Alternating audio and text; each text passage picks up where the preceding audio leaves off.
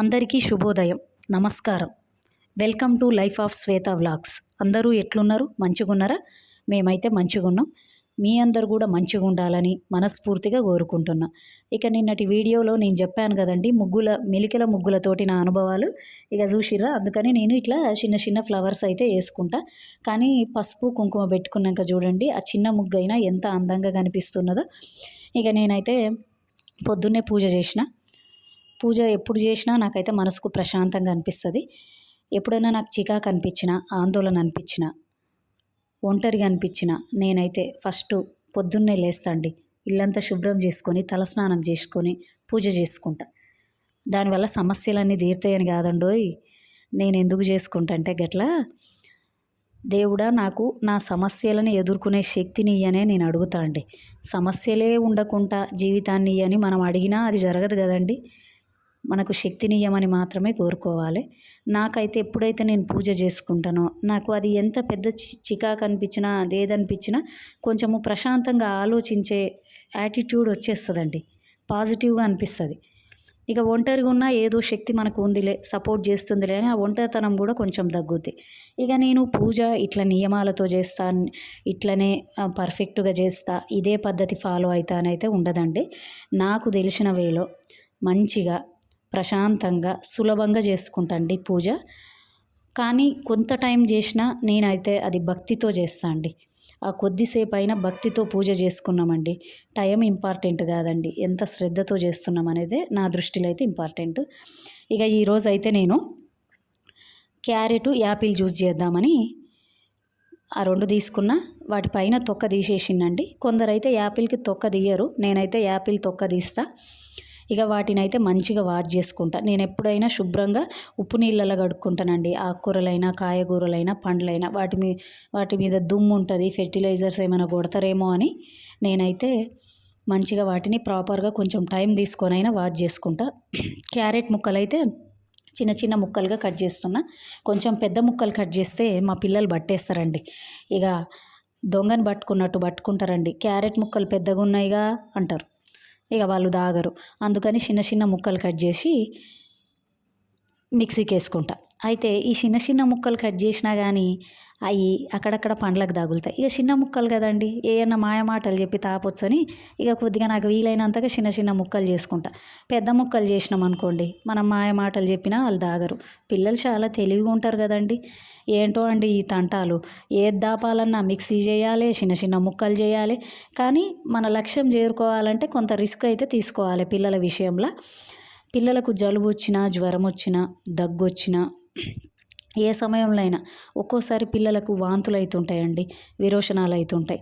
ఇక స్కూళ్ళకి పోతుంటారు కదండి, అక్కడ శుభ్రంగా ఉండకపోవచ్చు, ఏదైనా తింటుంటారు. చిన్నపిల్లలు కదండి, మంచేదో చెడేదో వాళ్ళకి అది అర్థం కాదు కదా. అట్లాంటప్పుడు పేగులలో కొంచెం ప్రాబ్లంగా ఉంటుంది, మోషన్స్ అవుతాయి, వాంతులు అవుతాయి. ఇది ఎవరైనా ఎదుర్కొనేదండి అండి చిన్నపిల్లలు. అటువంటప్పుడు వాళ్ళు అన్నం తినలేరు కదా. ఇక అటువంటప్పుడు నేనైతే గిట్ల క్యారెట్, బీట్రూట్ చేస్తే చక్కెర వేయాలి కదా. ఇక అందుకని నేను కొంచెం దాన్ని తక్కువ వాడి ఈ యాపిళ్ళు, క్యారెట్లు, అరటిపండ్లు గిట్లాంటివి అయితే బాగా జ్యూసులకు ఎక్కువ ప్రిఫర్ చేస్తా. గిట్లాంటి సాలిడ్ రూపంలో తీసుకున్నారనుకోండి, వాళ్ళకు కూడా మంచిగా తాగినట్టు ఉంటుంది. ఇట్లా వాళ్ళకు కూడా వికారం అనిపించదు, మంచిగా ప్రోటీన్ కూడా వస్తుందండి.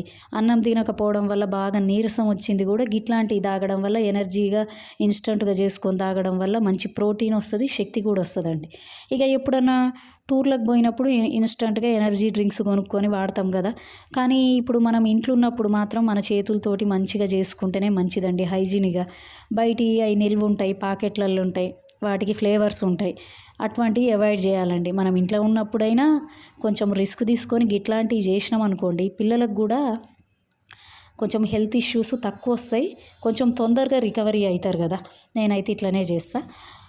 ఇక వీటితో పాటుగా నేను డేట్స్ తీసుకున్నా అండి, 2 ఖర్జూరాలు తీసుకున్నా, గింజలు అయితే తీసేసిన. చక్కెర వాడకుండా గిట్లా ఖర్జూరాలు వేస్తా. ఖర్జూర అయితే ఇక సహజంగా వచ్చే స్వీట్ కదండి, అది ఇక ప్రాసెస్డ్ కాదు కాబట్టి అంతగా జలుబు దగ్గు వచ్చే అవకాశం తక్కువ ఉంటుంది. ఇక అక్కడ చూస్తురు కదా, అదైతే ఆర్గానిక్ బెల్లం అండి. ఆర్గానిక్ బెల్లం చూసిర్రా, డార్క్గా ఉంది కదా. అయితే ఇప్పుడు అందరు వాడుతున్నారులేండి, కానీ తెలవని వాళ్ళకి చెప్తున్నా. ఆర్గానిక్ బెల్లం డార్క్గానే ఉంటుందండి. బాగా ప్రాసెస్డ్ అయినాక వచ్చింది కదండి మనం మార్కెట్లో కొనే మామూలు బెల్లము. ఇక అది కొంచెము కలర్ అయితే తేడాగానే ఉంటుంది. ఇది డార్క్గా ఉంటుంది. ఇది స్వచ్ఛమైన బెల్లం అంటారు కాబట్టి నేనైతే ఇది ఆన్లైన్లో తెప్పించుకొని ఇది వాడతా. ఇక మీరు అనొచ్చు, మీరు ఖర్జూర వేస్తుర్రు, బెల్లం వేస్తుర్రు, మీరు అసలు చక్కెరలే వాడరా మీ పిల్లలకని అనొచ్చు. ఇక నిజాలు మాట్లాడుకుంటే చక్కెరని అవాయిడ్ చేయగలమా అండి? చేయలేం కదా.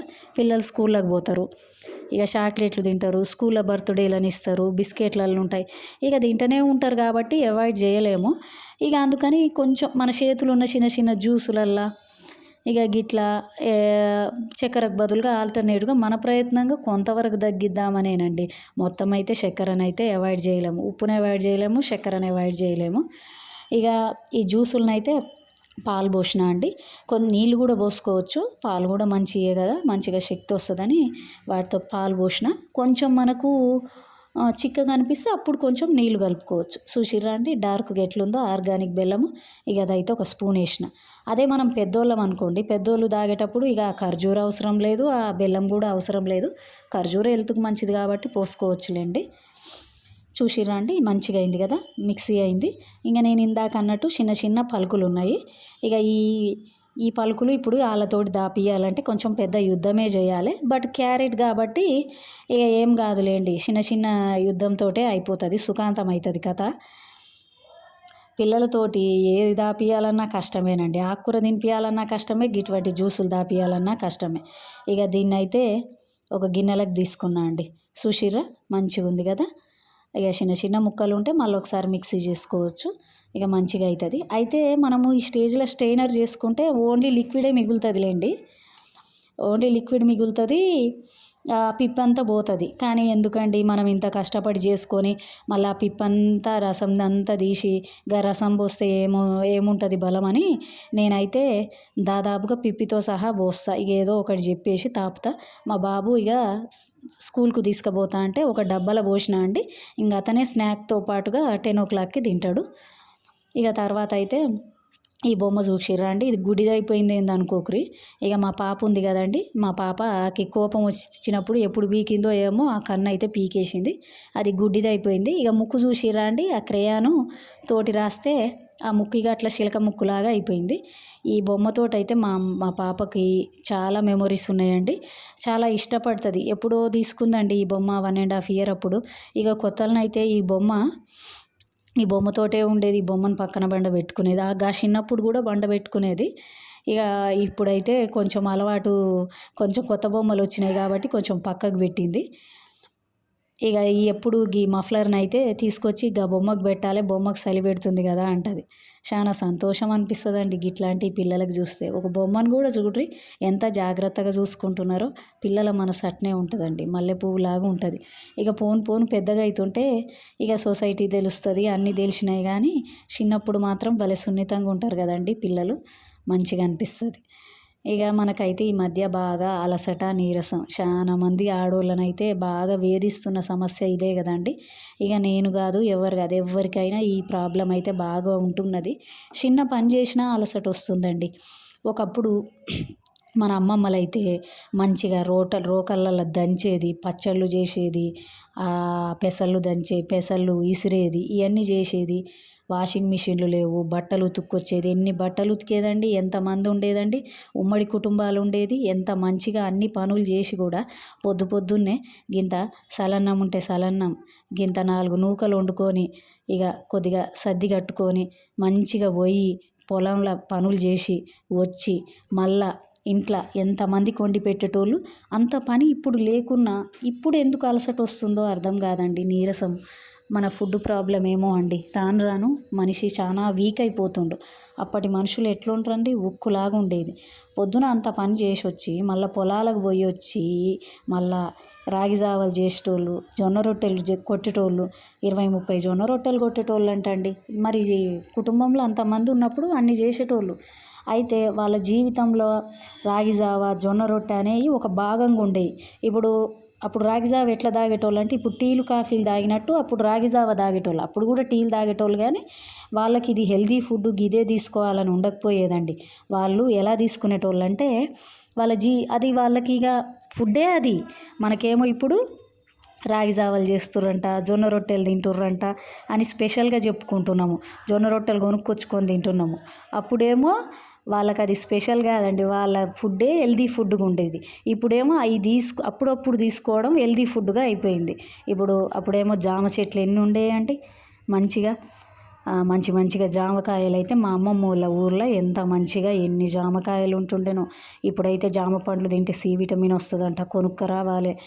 బీట్రూట్ తింటే ఇట్లుంటుందంట, అదంట ఇదంట అని ఇప్పుడు లెక్కలేసుకొని తింటున్నాం ఫుడ్. వాళ్ళేమో న్యాచురల్గా దొరికేవి తిని ఉండేది. ఇప్పుడేమో లెక్కలేసుకొని హెల్దీ ఫుడ్ అని ప్రత్యేకించి తింటున్నాము. జంక్ ఫుడ్ ఏమో మా లైఫ్లో భాగమైంది. ఇక హెల్దీ ఫుడ్ ఏమో అప్పుడప్పుడు తినుడైంది. వాళ్ళకేమో హెల్దీ ఫుడ్ లైఫ్లో భాగమైంది కాబట్టి వాళ్ళు గట్టిగా ఉన్నారు, మంచిగా అన్ని పనులు చేసిర్రు. కాళ్ళ నొప్పులు కీళ్ళ నొప్పులు ఏం లేవు. ఇప్పుడేమో హెల్దీ ఫుడ్ లెక్కలేసుకొని తింటున్నాం కదా, మన కాళ్ళ నొప్పులు కీళ్ళ నొప్పులు 20 ఏండ్లకే కాళ్ళ నొప్పులు, 10 ఏండ్లకి కళ్ళజోళ్ళు, ఇక నెత్తి నొప్పులు కనుబొమ్మల నొప్పులు కూడా వచ్చినాయండి ఇప్పుడైతే. ఇప్పటికి కూడా అండి మన నానమ్మలు అమ్మమ్మలు ఎంత గట్టిగా ఉంటారండి, వాళ్ళ ముందే మనకు కాళ్ళ నొప్పులు వస్తున్నాయి.